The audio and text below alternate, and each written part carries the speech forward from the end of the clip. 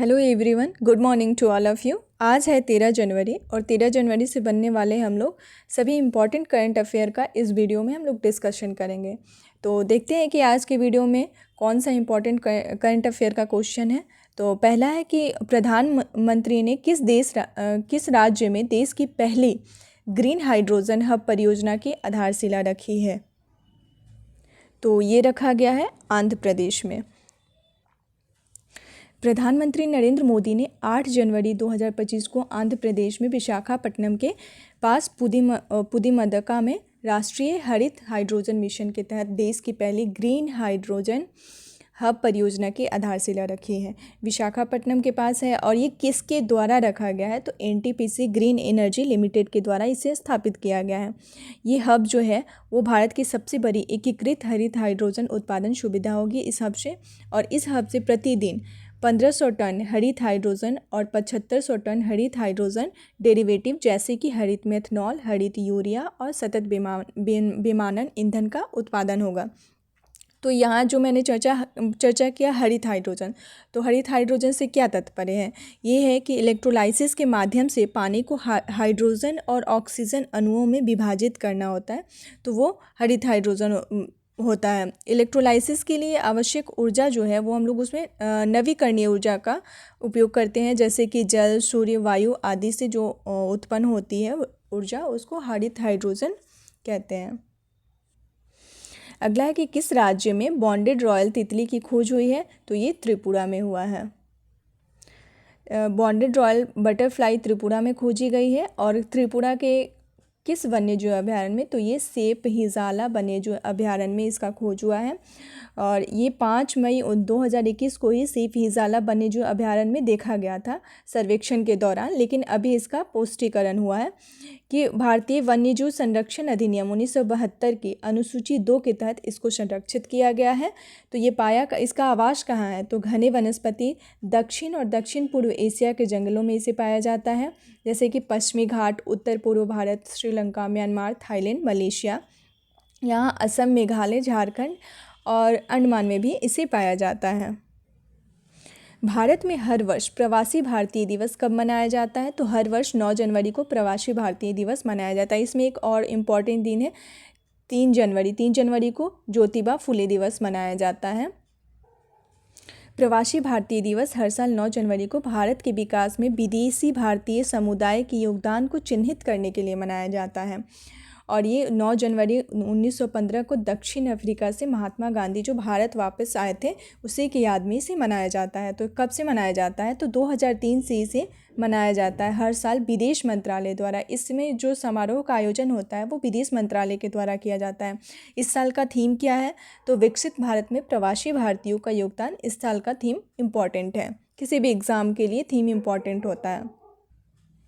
Flamingo महोत्सव किस राज्य में मनाया जाता है, तो ये आंध्र प्रदेश में मनाया जाता है। फ्लेमिंगो महोत्सव हर साल मनाया जाता है। फ्लेमिंगो त्यौहार आंध्र प्रदेश में नेल्लोर जिले के झील सेलूरुपेट्टा में मनाया जाता है। इस कार्यक्रम में नौका दौड़, प्रदर्शनियों जैसे कार्यक्रम शामिल होते हैं। तो राजहंस यानी कि फ्लेमिंगो को राजहंस भी कहते हैं। राजहंस पक्षी हर साल पुलिकट झील में आते हैं। फ्लेमिंगो महोत्सव हर साल पर्यटन को बढ़ावा देने के लिए आयोजित किया जाता है। इसमें मैंने पुलिकट झील का चर्चा की, स्टैटिक्स पार्ट है, किसी भी एग्जाम में पूछ देता है कि पुलिकट झील कहाँ है, तो ये तो आंध्र प्रदेश में ही है। और ये जो सेकंड सबसे खारे पानी का झील जो है ये सेकंड नंबर पे है, तो फर्स्ट नंबर पे कौन सा है, तो फर्स्ट पे चिल्का है जो कि उड़ीसा में है। फर्स्ट पे चिल्का है, उड़ीसा में है, इसे याद रखना। किसी भी एग्ज़ाम में स्टैटिक्स में फ्रिक्वेंटली ये पूछ देता है। इस उत्सव का मुख्य आकर्षण क्या है, तो साइबेरिया के रंगीन प्रवासी पक्षियों का अवलोकन जो कि घोंसला बनाने और प्रजनन के लिए क्षेत्र का दौरा करते हैं। विश्व हिंदी दिवस कब मनाया जाता है, तो हर साल 10 जनवरी को विश्व हिंदी दिवस मनाया जाता है। विश्व हिंदी दिवस हर साल 10 जनवरी को मनाया जाता है। विश्व हिंदी दिवस 10 जनवरी 1975 को क्यों मनाया जाता है, क्योंकि इसी दिन 1975 में नागपुर में प्रथम विश्व हिंदी सम्मेलन का आयोजन किया गया था। तो इस सम्मेलन का उद्घाटन तत्कालीन प्रधानमंत्री जो इंदिरा गांधी थी उनके द्वारा नागपुर में किया गया था।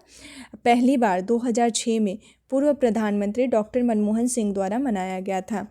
हिंदी दुनिया में तीसरी सबसे ज़्यादा बोली जाने वाली भाषा है। भारत में हर साल 14 सितंबर को हिंदी दिवस मनाया जाता है। तो ये राष्ट्रीय होता है, जो 14 सितंबर को मनाया जाता है वो राष्ट्रीय होता है, और ये 10 जनवरी को जो मनाया जाता है वो विश्व हिंदी दिवस होता है।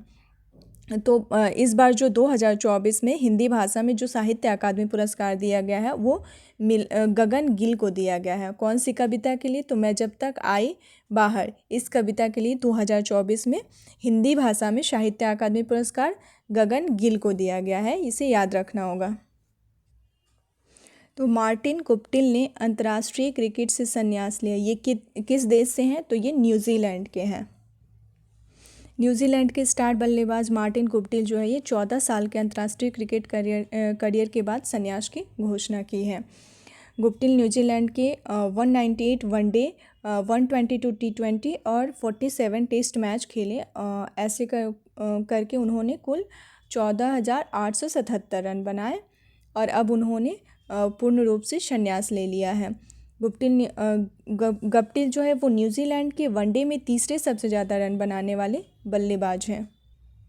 इसी तरह से भारतीय क्रिकेटर भी कुछ है 2024 में जिन्होंने पूर्ण रूप से क्रिकेट से संन्यास ले लिया, जैसे कि शिखर धवन है, दिनेश कार्तिक है, केदार जाधव है, रिद्धिमान शाह है। इन्होंने पूर्ण रूप से क्रिकेट से संन्यास ले लिया है। जैसे शिखर धवन जो है वो मोटो जीपी इंडिया के ब्रांड एम्बेसडर बने शिखर धवन, और उन्होंने क्रिकेट से पूर्ण रूप से संन्यास ले लिया है। जॉन महामा तीसरी बार किस देश के राष्ट्रपति बने हैं? तो ये घाना के बने हैं। घाना एक अफ्रीकी देश है जिसकी जॉन महामा तीसरी बार राष्ट्रपति बने हैं। हाल ही में हुए राष्ट्रपति चुनाव में जॉन महामा को घाना का राष्ट्रपति चुना गया है। इससे पहले वर्ष 2012 से 16 तक घाना के राष्ट्रपति रह चुके हैं। घाना में राष्ट्रपति का कार्यकाल 4 वर्ष का होता है, ये ध्यान में रखना होगा। हमारे यहाँ कितना होता है? तो 5 वर्ष का होता है, और यहाँ घाना में 4 वर्ष का होता है। वैसे ही अमेरिका में भी 4 वर्ष का होता है। अमेरिका में जैसे कोई व्यक्ति 2 ही बार बन सकता है, उनका 2 ही बार कार्यकाल हो सकता है 4 साल का। लेकिन हमारे यहाँ क्या है कि हमारे यहाँ टाइम पीरियड कोई टाइम नहीं फिक्स है कि वो कितनी बार बन सकते हैं, चाहे जितनी बार बन सकते हैं। घाना के राष्ट्रपति के रूप में जो ये नाना अडो नंकावा अफुओ अडो का स्थान लेंगे। इसके साथ ही जेन नेना ओपुको अंगेन को घाना का उपराष्ट्रपति चुना गया है। घाना की उपराष्ट्रपति चुनी जाने वाली ये पहली महिला है। सड़क सुरक्षा अभियान 2025 का उद्घाटन कहाँ किया गया है? तो ये मुंबई में किया गया है। केंद्रीय सड़क परिवहन और राजमार्ग मंत्री नितिन गडकरी ने कल मुंबई में सड़क सुरक्षा अभियान 2025 का उद्घाटन किया है। राष्ट्रीय राजमार्ग प्राधिकरण ने सुरक्षा रीलोडेड कार्यक्रम का शुभारंभ किया है। ये जो सप्ताह मनाया, जैसे कि राजमार्ग मंत्री द्वारा ये मनाया गया सड़क सुरक्षा अभियान 2025, तो इसमें कौन सा एक कार्यक्रम शुरू किया गया है? तो सुरक्षा रीलोडेड कार्यक्रम शुरू किया गया है। श्री गडकरी ने कहा कि अभिभावकों को उस कानून के बारे में जानकारी होना चाहिए जिसके अंतर्गत किसी नाबालिग बच्चे के कारण हुई दुर्घटना के सिलसिले में माता पिता पर मामला दर्ज किया जाता है। एशिया की सबसे बड़ी सैलो वेव बेसिन अनुसंधान सुविधा का खोज कहाँ हुआ है? तो ये IIT मद्रास में हुआ है। तो इसका क्या उद्देश्य है कि यह सुविधा बंदरगाहों, जलमार्ग और तटीय संरचना से जुड़ी जटिल समस्याओं का समाधान प्रदान करेगी। भारत की बढ़ती औद्योगिक और अनुसंधान आवश्यकता को भी पूरा करने में इससे सहायता मिलेगा। इस सुविधा को राष्ट्रीय बंदरगाह, जलमार्ग और तट प्रौद्योगिकी केंद्र के तहत डिज़ाइन और निर्मित किया गया है। किसके द्वारा किया गया है? तो NTCP-WC के द्वारा इसे डिज़ाइन किया गया है। संरचनाओं पर 3D तरंगों के प्रभाव का परीक्षण करने में सक्षम होगा। और प्रीवियस क्वेश्चन है, किस केंद्रीय मंत्री ने विकसित पंचायत कर्मयोगी पहल शुरू की? तो ये डॉक्टर जितेंद्र सिंह के द्वारा शुरू किया गया। और क्वेश्चन ऑफ द डे यानी कि आज का क्वेश्चन है कि संतोष ट्रॉफी 2024 का खिताब किसने जीता है? तो इस क्वेश्चन का जवाब आप लोगों को हमें कमेंट बॉक्स में देना है। इस तरह से ये एक क्वेश्चन का टेस्ट हो जाता है, जैसे कि पिछले दिनों में हम लोग ने जो भी पढ़ा उसमें से कोई एक क्वेश्चन को मैंने इसमें दे दिया, जिससे कि पता चलेगा आप लोग कितना याद रख पा रहे हैं। और अभी तक आप लोगों ने अगर मेरे चैनल को लाइक नहीं किया, सब्सक्राइब नहीं किया है, तो प्लीज़ लाइक और सब्सक्राइब करें। और फिर मिलते हैं नेक्स्ट न्यूज़ में, नेक्स्ट वीडियोज़ में नेक्स्ट न्यूज़ के साथ। Thanks for watching.